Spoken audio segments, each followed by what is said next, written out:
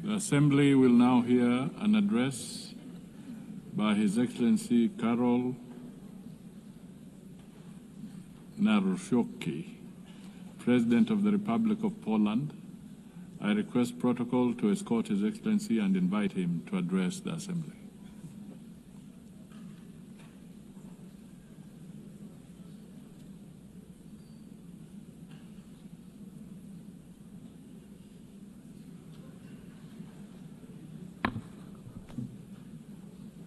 Ladies and gentlemen, excellencies, I like and appreciate a lot English language, but I love Polish language, which epitomizes more than 1,000 years of Polish heritage, Polish culture and Polish history, so I would like to share with you Polish language. Szanowny Distinguished Mr. President, Your Excellencies, esteemed delegates, I am standing here for the first time as President of the Republic of Poland. And of course, I feel great proud because of this. But at the same time, I'm aware of what serious challenges we are facing today as an international community. This is indeed so, for the world has changed completely over the last couple of years since the start of the Russian invasion of Ukraine. On February the 24th, 2022, we were brutally, all of us, awakened from our blissful dream of a world at the end of history. The history did not finish, and the history will not finish, and we need to be aware of that. So we were awakened from our blissful dream in which we strive for universal peace and respect for the principles of international law. I believe these are the words which are repeated more frequently in this community. This dream, ladies and gentlemen, does no longer exist, and we often repeat the words which do not reflect reality which surrounds us, both in Central Europe, in Eastern Europe, and in many other regions of the world from which you have come. State borders have ceased to be untouchable, as a matter of fact, and international law, which has so far been considered the compass of the world order, began to be treated more as a suggestion rather than a rule. Let me remind you that shortly after the outbreak of the war and the attack of the Russian Federation on Ukraine, Polish men and women demonstrated incredible solidarity with the fighting Ukrainian nation. We opened our hearts, our borders, we opened up our homes. We provided material, financial, and military assistance, as well as diplomatic one. Today, ladies and gentlemen, 1 million Ukrainian refugees live in Poland. Ladies and gentlemen, the Russian invasion of Ukraine is not only the most serious conflict in Europe since World War II, but it is also a turning point. The existing international order is crumbling before our eyes. The world has entered a new and dangerous era of rivalry between great powers, breaking rules and testing how far one can go before someone says a clear enough stop. The principle of sovereignty, you can ask this question, it is increasingly trampled upon, the prohibition of aggression reduced to a dead letter. Instead of law, an attempt to use naked and brutal force. We are at a turning point in history, a time when the decisions made today will have consequences for decades to come. And all of us need to be aware of this, and all of us are taking responsibility for this. That is why now, as a community of democratic states, or those aspiring to be democratic states, we must view the current situation as a battlefield for principles whose observance may determine the future of our civilization. Ladies and gentlemen, I think this is the last moment to take concrete action. Ladies and gentlemen, Russia's aggression against Ukraine is not just a regional conflict. It is a test of whether the principles on which the UN is based will stand the test of time, or whether they will succumb to the weight of the imperial and colonial ambitions of a state which considers itself above the law and which has repeatedly ignored the resolutions of the assembly, of this assembly, of other assemblies, and to a certain extent, all of us take responsibility for that. Further repeating the words about peace and security, which have to be spoken out loud, but which should be followed by concrete action. Moscow speaks of the need to address, and I quote, the root causes of the conflict. I share this view, but I believe that the root causes of Russian aggression are primarily ideological. Russia refers to an imperial vision that treats entire nations as a colonial property. It denies them subjectivity on a regular basis, claiming that they are artificial constructs, and it justifies the invasion as a historical correction. And ladies and gentlemen, in Poland, in Central Europe, in Eastern Europe, we know all of that. We have known it for at least 86 years. It is the same set of notions which appears also in the 21st century during our discussions, plenary sessions, and assemblies. To us in Central Europe and in Eastern Europe, this set of notions is nothing new. Whether we are talking about Poland, the Republic of Poland, in the first half of the 20th century, or whether we are talking about Ukraine today. As a historian, I view the present also through the lens of the past. That is natural.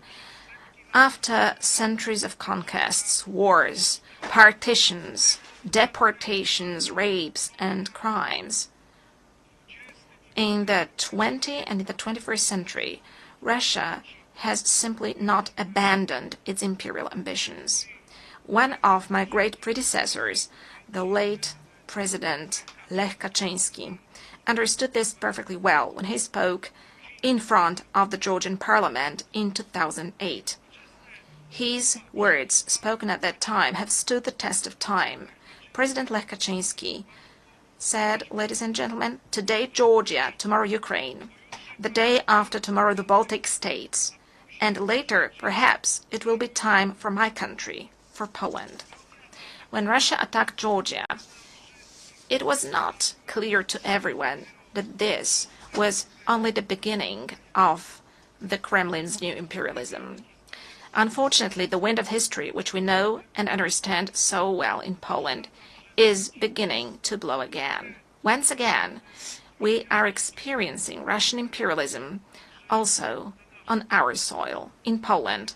2 weeks ago, on the night of September 9th to 10th, the Russian drones attacked the territory of a NATO member state, on the territory of Poland. A dozen or so drones violated my country's borders deliberately, because I assure you, ladies and gentlemen, that this was not a coincidence. It happened on orders issued in the capital of a country which is a permanent member of the Security Council. As a result, for the first time since World War II, Poland was forced to open fire on hostile objects over our territory. And rest assured, ladies and gentlemen, as Commander-in-Chief of the Armed Forces and as President of Poland, that Poland will always react adequately and it stands ready to defend its territory. Poles, ladies and gentlemen, were not scared of the Soviets in 1920, and they defended the European civilization. They defended the Soviets in 1920. Polish people and the countries of Central Europe did not give up their spirit of freedom and sovereignty for 45 years of Soviet colonialism after 1945. And Polish people, as well as countries of Central and Eastern Europe, will not be scared of Russian drones either. But, ladies and gentlemen, this is not the point. The point is, how long are we going to agree to such acts of violating our international community? And that is precisely why, ladies and gentlemen, in Poland we're allocating significant amounts to develop our defense capabilities. That is why we are building the resilience of our country, but also of our part of Europe. Since the victims of similar provocations by Russia are also the Baltic states, our friends, the Estonians, for example, as well as Romania. As a leader in the region, we are working to strengthen the close ties among the Bucharest 9 countries. And that is why we are developing cooperation within the 3 Seas initiative. As the voice of the region, we emphasize that we do not consent to Moscow's ruthless acts of provocation against us and other European nations, testing our reactions and intimidating our societies. We do not agree to that. Distinguished delegates, neo-imperial and neo-colonial Russia is attempting to destroy the architecture of international security before our eyes. It violates international law, reinforces divisions, and strives to revive the concert of powers. Many countries present in this hall today are well aware of the tragedy of borders drawn by force and decisions taken over the heads of nations.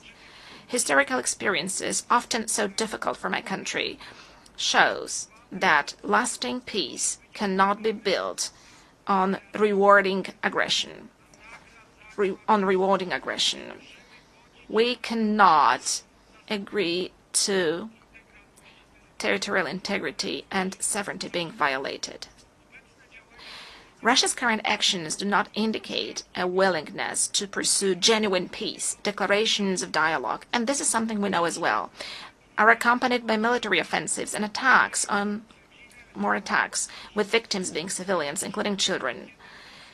Always when Moscow says peace, what it actually means is surrender of the one who it considers its enemy. Russia needs to end the war and accept full responsibility for it. Holding Russia accountable should be our common duty. The perpetrators of all international crimes must be tried before competent courts.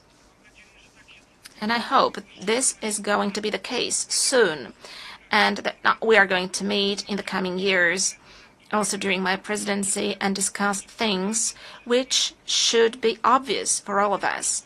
That is why Poland supports the work of the International Court of Justice and the International Criminal Court, and endorses the idea of establishing a special ad hoc tribunal to try the perpetrators of aggression.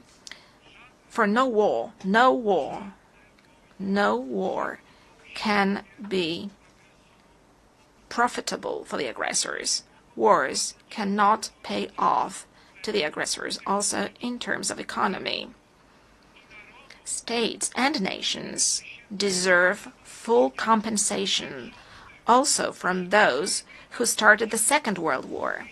Because if we want to build a community of states, of democratic states, a common European Union, then we have to agree together that war must not pay off in terms of economy to any aggressor.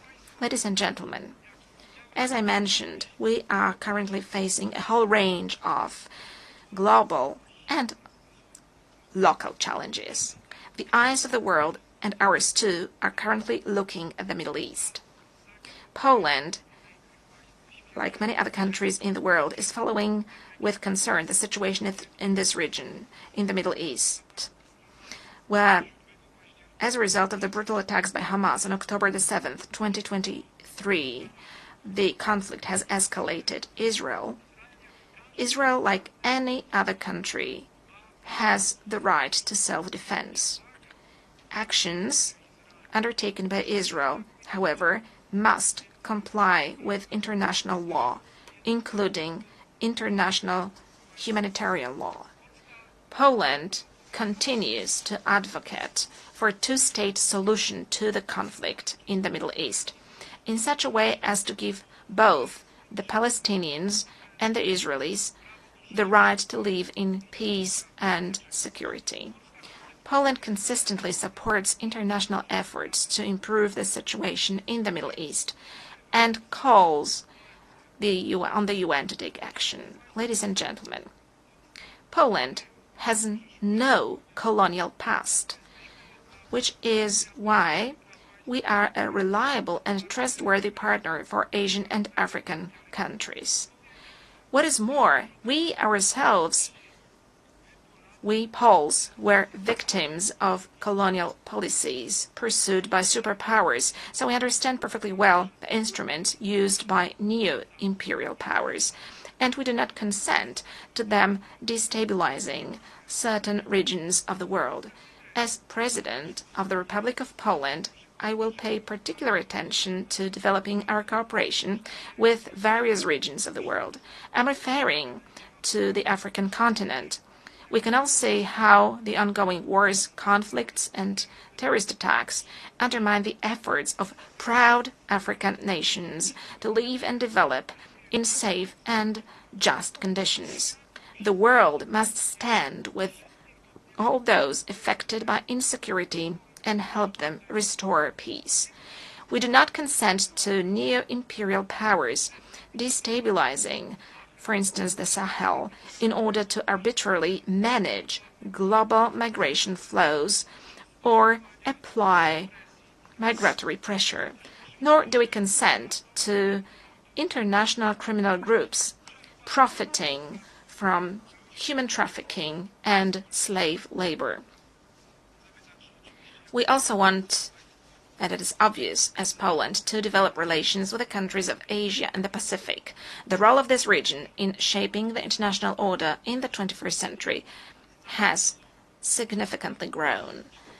This dynamic economic development is, however, accompanied by growing geopolitical tensions, which affects stability, prosperity, and security also in other regions of the world. Ladies and gentlemen, as Polish people, we are concerned about the negative impact of global crises. But as President of Poland, I want to say openly here in front of this international community that we are also deeply concerned and we are aware of the mistakes made by our Western partners, friends, and neighbors. Yes, I agree with President Donald Trump that in recent years, and that is something that we were warning against as Poles, and this was the signal sent also by Central European countries, Eastern European countries. Europe is deep in ideological madness. This led to bad decisions on migration. This led to green craziness, green madness, the Green Deal, which is destroying economic markets and also agricultural markets. Yes, the very same Europe, our friends and our partners with whom we want to build a common European Union. For many years, we're subsidizing the Russian Federation buying Russian cheap gas. Ladies and gentlemen, in Poland as well as in Central Europe, we know all of that, and we are glad whenever the leaders of the European countries, Western European countries, draw conclusions and when they listen to our voice. Ladies and gentlemen, development and humanitarian aid are an integral part of our country's foreign policy in terms of building global peace, security, and development. We see it as a joint investment in our future, security, stability, and prosperity. We are present with our support in many areas in Africa, in Eastern Europe, and in the Middle East. Distinguished delegates, Poland, a co-founder of the United Nations, is the world's 20th largest economy, and a country which has successfully transformed itself over the past 30 years from a developing country into a developed country and from a centrally planned economy into a market economy. This unique experience allows us to make a significant contribution to UN discussions on development, combining the perspectives of the global East and the global West, as well as North and South. Given our potential and experience, we consistently seek to participate in the works of the G20, a format that serves as a bridge in these turbulent times. We also hope that the invitation to cooperate and to participate in the next summit of the group issued by the United States of America, for which I'm grateful to President Donald Trump, will translate into Poland's permanent presence in this community. Ladies and gentlemen, human rights are one of the three main pillars on which the United Nations system is based. We cannot talk about true peace if we do not protect human rights of everyone, of every person without exception. Peace is not only an absence of armed conflicts, it is also justice, equality, and respect for human dignity. Therefore, the protection of human rights must be a priority in any process of building peace and security. We can clearly see dramatic consequences of the Russian aggression, also in terms of human rights and humanitarian issues. Our priority, the priority of Poland, of Polish people, is also the situation of human rights in Belarus. We must firmly defend human rights also in the most fundamental dimension. I'm speaking about the right to life of the defenseless, from conception to natural death. We are protecting our families as the place of happiness, love, and bringing up children. We are speaking up as Poland in a loud voice for one of the most persecuted groups in the world, Christians. We consider the Human Rights Council to be the main human rights body within the United Nations system, playing a key role in ensuring compliance with human rights standards. That is why Poland has submitted its candidacy for membership of the Human Rights Council for the period 2029-2031. Our candidacy reflects our commitment to promoting and protecting human rights around the world. Distinguished Mr. President, Your Excellencies, esteemed delegates, the United Nations was established 80 years ago. This anniversary shows how far we have come, but also how many challenges still lie ahead. Today we know that international cooperation is not an option, it is a necessity for all of us.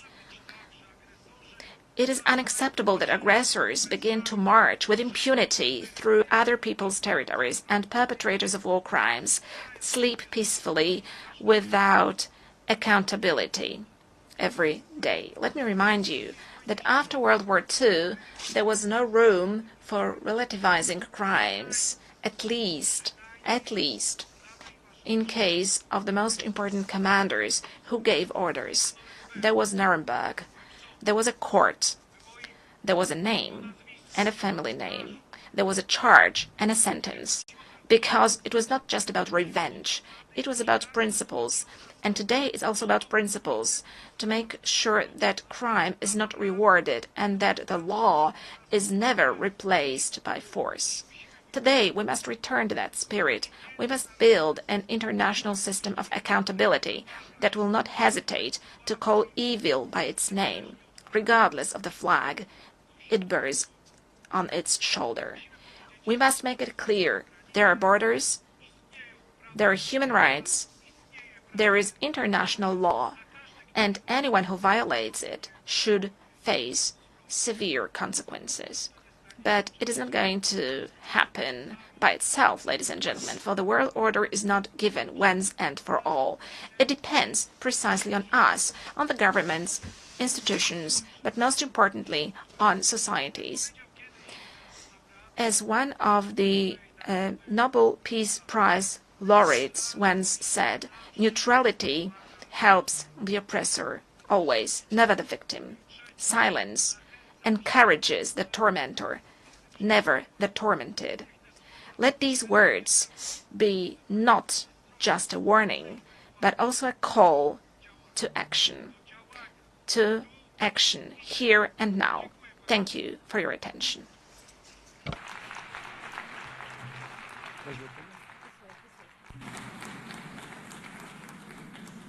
On behalf of the Assembly, I wish to thank the President of the Republic of Poland.